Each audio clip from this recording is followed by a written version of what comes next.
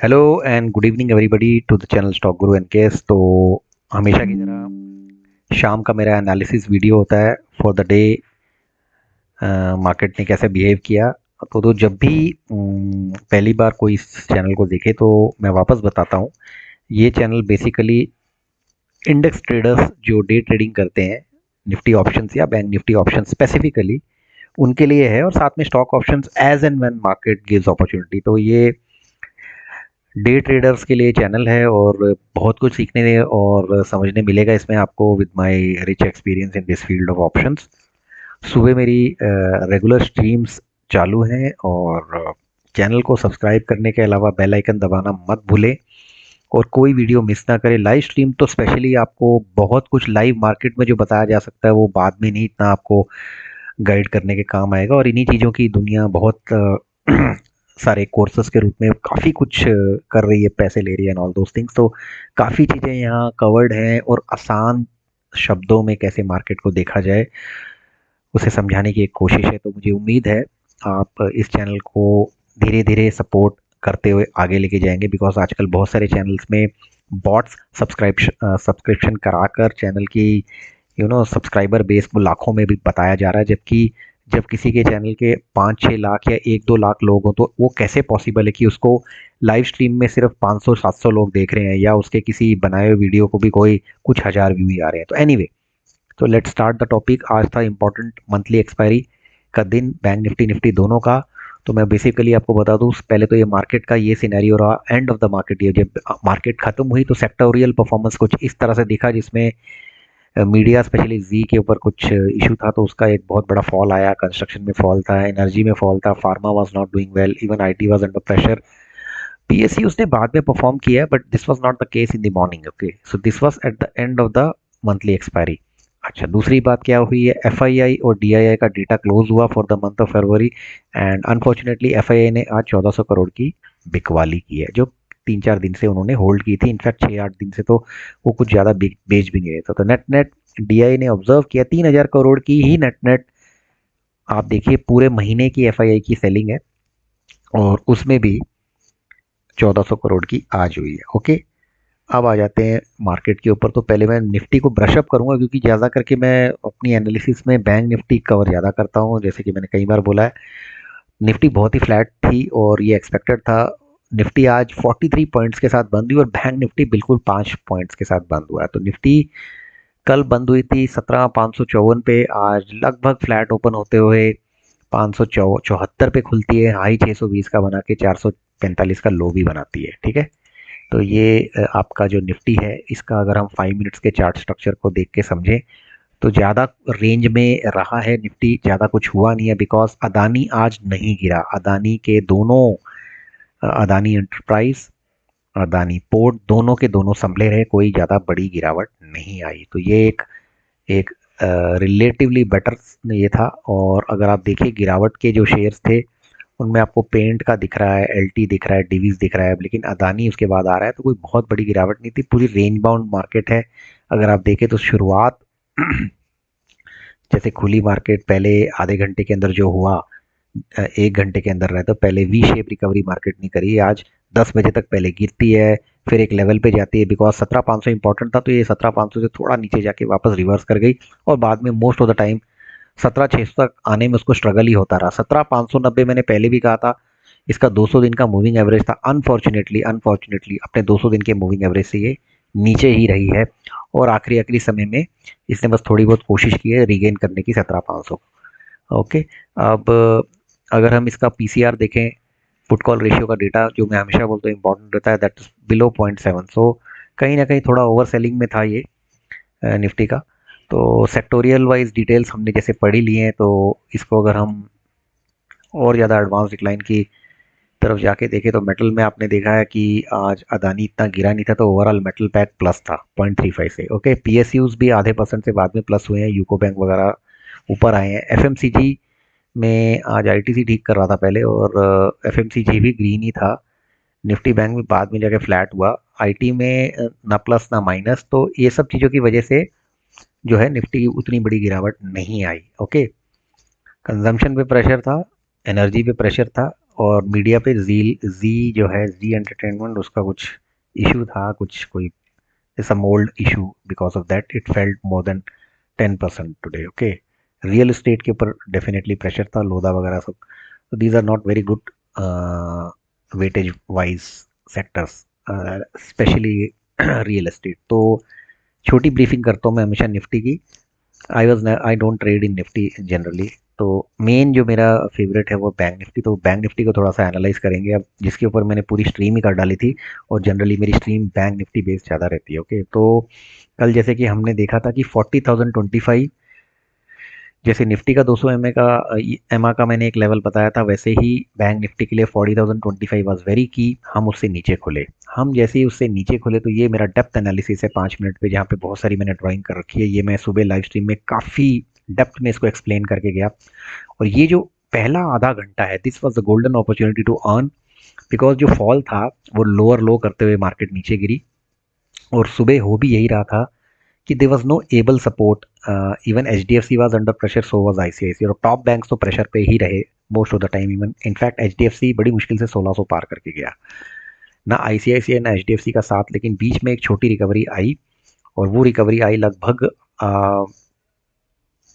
40-50 minute के बाद, जब नीचे एक हैमर का पैटर्न फॉर्म हुआ 5 मिनट के कैंडल में, मैं बता रहा हूँ। उसके बाद जबरदस्त 3 कैंडल्स ने सारी रिकवरी करके बिल्कुल 40,025 को भी तोड़ के ऊपर की तरफ गया। लेकिन पूरे समय अगर आप ध्यान से देखें, उसके बाद देखिए मार्केट ने ज़्यादा कुछ किया नहीं है।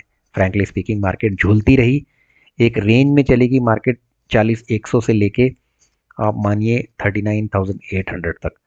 तो ये 300 पॉइंट की रेंज के अंदर मार्केट कई बार हिचकोले खाती रही, कभी ऊपर कभी नीचे। जो एक टिपिकल मंथली एक्सपायरी का इसने सिग्नेचर दिखाया अपना। अगर हम इसको ध्यान से अब समझें तो क्या था, शुरुआत से ही सेलर हावी रहे, क्योंकि ये 9:15 की कैंडल आप देखिए, बायर्स को उसने धकेल के बिल्कुल नीचे कोने लगा दिया था 39,600 तक। 39,500 इसके लिए इंपॉर्टेंट लेवल था, वहां तक ना जाते हुए 39,600 जिसने पहले आधे घंटे में 40 मिनट में नीचे का लो बनाया, सारा दिन उस लो को वापस नहीं बनाया। बाद में सेलर बायर्स ने स्ट्रेंथ जरूर दिखाई, लेकिन देखिए फिर वो आके सेलर हावी हुए। कभी भी सेलर ने ये इंश्योर किया कि 40,150 के ऊपर मार्केट को जाने ही ना दिया जाए। तो कई बार बायर आता है, फिर नीचे नीचे का जाता है, फिर अपना वो रीगेन करने की कोशिश में लगे रहे। लेकिन देखिए आप 11 बजे तक भी, आपने ये एक नोट किया होगा कि 11 बजे से लेकर लगभग 2 घंटे तक बैंक निफ्टी स्ट्रगल करता रहा अपने 200 दिन के एक्सपोनेंशियल को रिगेन करने के लिए। एक बार उसने कोशिश की, वहां पर इन्वर्टेड हैमर या हैंगिंग मैन बोल दीजिए, वो बना। तो ये एक फोर्स के साथ कैंडल ऊपर आई 1 बजे, जब लगा कि जरूर अब रिवर्सल होगा, लेकिन वो भी फिजल आउट हो गया। उसके बाद वही होता रहा। लगभग 2 बजे के आसपास इसने फिर 40,000 के ऊपर अपने आप को रखा कुछ देर।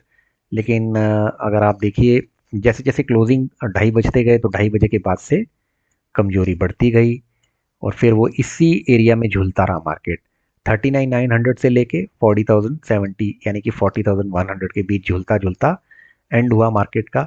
और net net it was axis bank and certain PSUs which came to the rescue, but bigger banks just didn't contributed today again. सो कमजोरी तो दिख ही रही है। हम 200 दिन की मूविंग एवरेज के नीचे खुले, रेदर क्लोज हुए हैं, तो this is not at all a good month.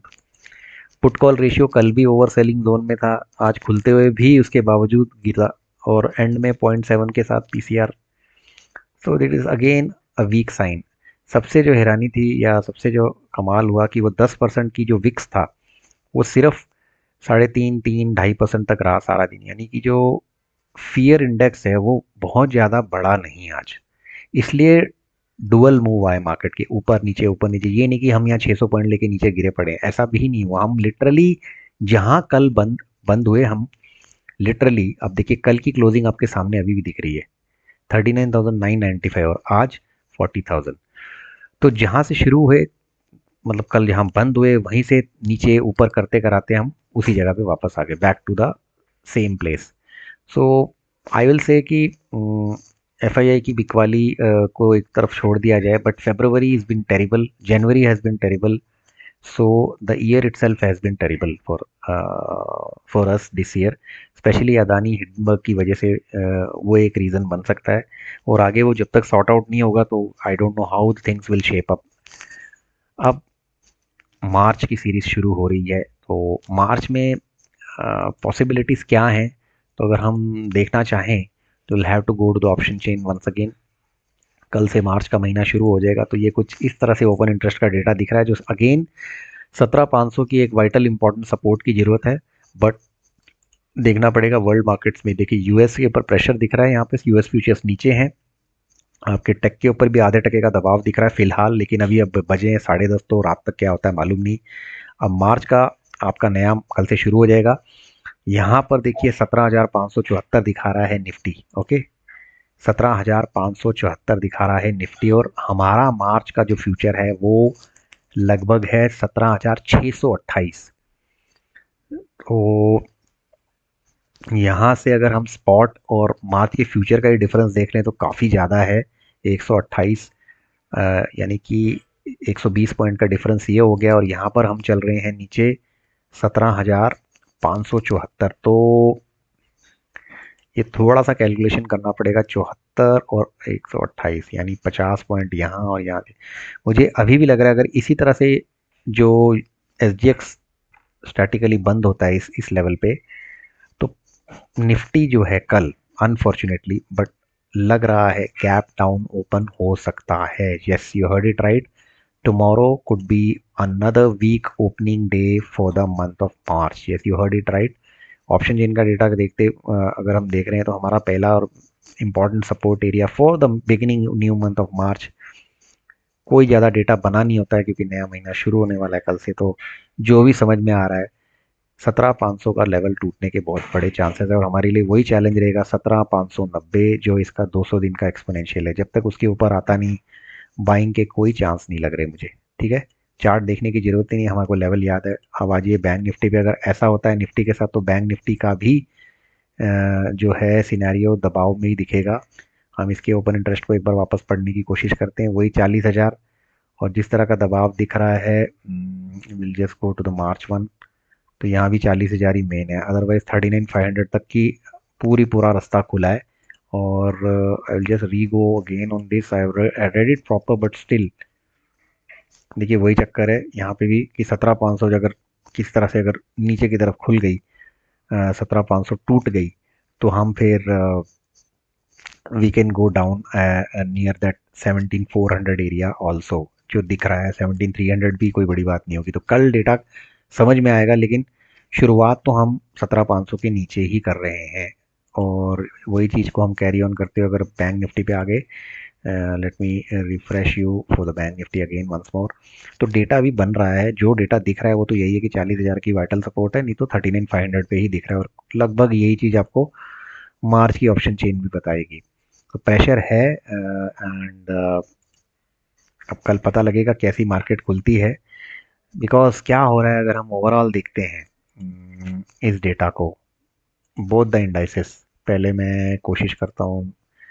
अब आप देखिए निफ्टी, देखो निफ्टी में भी जो टॉप कंपनीज हैं दे आर अंडर प्रेशर, जैसे R I L is under tremendous pressure for some time. H D F C के ट्विंस, उनके ऊपर भी प्रेशर है। Infy is not doing that great. तो जो टॉप कंपनीज है जिनका कॉन्ट्रीब्यूशन रहता है is just not not able to perform, they are not able to perform, and the pressure is very much visible because of that only, है ना। तो इनको कुछ ना कुछ परफॉर्म करना पड़ेगा। अगर कल टेक्निक आईटी की कंपनियों में दबाव रहेगा तो फिर निफ्टी के ऊपर दबाव रहने ही वाला। तो ये आप खुद देख सकते हैं क्या सिनेरियो। बैंक्स का सारा कुछ डिपेंड करेगा अदानी के ऊपर फिर से। मेन टॉप बैंक्स में H D F C is under pressure, 1600 के नीचे जाते ही बहुत प्रेशर आता है उसको, और ICICI has to move above 850।